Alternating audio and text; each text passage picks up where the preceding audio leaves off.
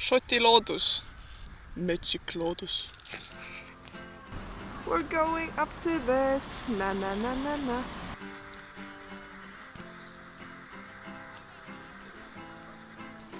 Tervist! Järjekordne nädal on möödas. Ma olen siin olnud juba üle 6 aja. Tegelikult täna on 3. oktoober, nii et täpselt 6 aega saab täis, kuigi ma tähistasin oma 6 aja täis saamist neljapäeval, ehk siis täpselt 4 nädalat sai siis täis. See on lihapiruka, see näeb täpselt välja nagu Sweeney Toddis, nii et Tegelikult ma tahtsin rääkida täna tõsistest asjadest, õppimisest. Muidu vaatate neid videosid, mõtlete, et mul on siin elu täiega lill. Või tegelikult kõik ongi täiega hästi. Aga ma räägin natukene siis, kuidas ma õpin ja mida ma pean tegema. Ma ei tea, kuidas muidu on, aga nagu me õpime ainult 3 erinevat ainet, ehk siis sul on 3 moodulit. Mul on hispaania keel, prantsuse keel ja siis sissejuhatus, turismi, managementi üldse. Olles keeletudeng, see on nii lihtne.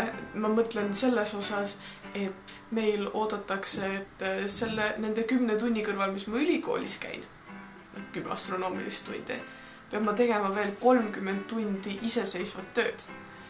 Aga see ei tundu üldse tööna siis, kui sa seda teed ja see sulle hullult meeldib. Märkan hommikul ülesse, ma söön hommikust ja esimene asi, mida ma teen, ma lähen arvutisse. Võimalusi, kuidas keelt õppida, on ülipalju. Mulle meeldib kõige rohkem, kuna ma olen igasuguste asjade fänn, kui mulle miski meeldib, siis mulle meeldib see nii hullult. Ma isegi ei saa aru, et ma õpin. See tulebki nagu nii loomulikult. Ma õpin keelt, kui ma vaatan filmi. Ma õpin keelt, kui ma loen raamatut. Hispaanlastest näitlejate intervjuusid. Penelope Cruz, Antonio Banderas. Kõrval on kogu aeg pliiats ja igasugused sõnad. Alati kirjutan üles, kui ma midagi ei tea. Mõnikord mõned sõnad korduvad, siis need tulevad ülikergesti pähe.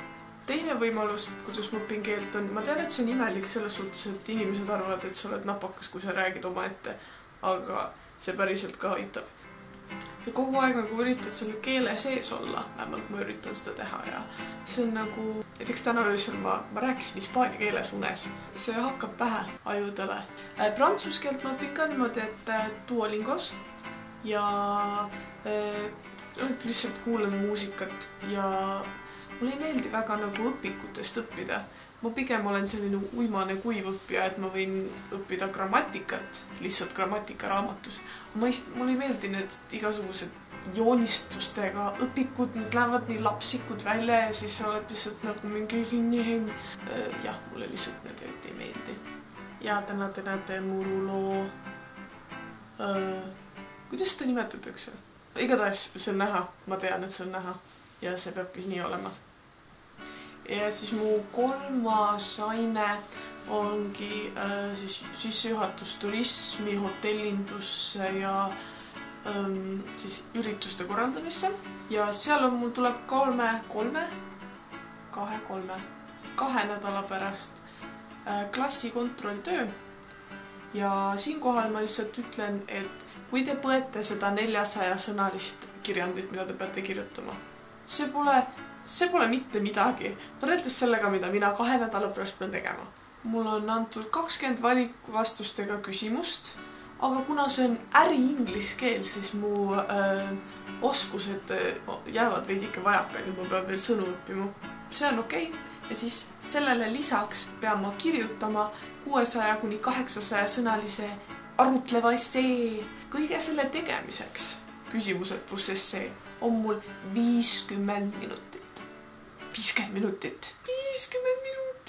Ma tean, et see kõlab tõenäoliselt lihtsalt vingumisena, sest need, kes õpivad füüsikat, keemiat, astronoomiat, ajalugu, kirjandust, siis jah, ma usun, et peab ka õppima ja lugema ja nii, aga ma ei ole mitte kunagi nii pikka midagi pidanud kirjutama ja ma lihtsalt ma teen ära. Ma annan teada teile, kui ma välja kukun ja säästukas tööle hakkan. Aga senikaua, ma loodan, et ma teen selle ära, teeme ära, ma usun.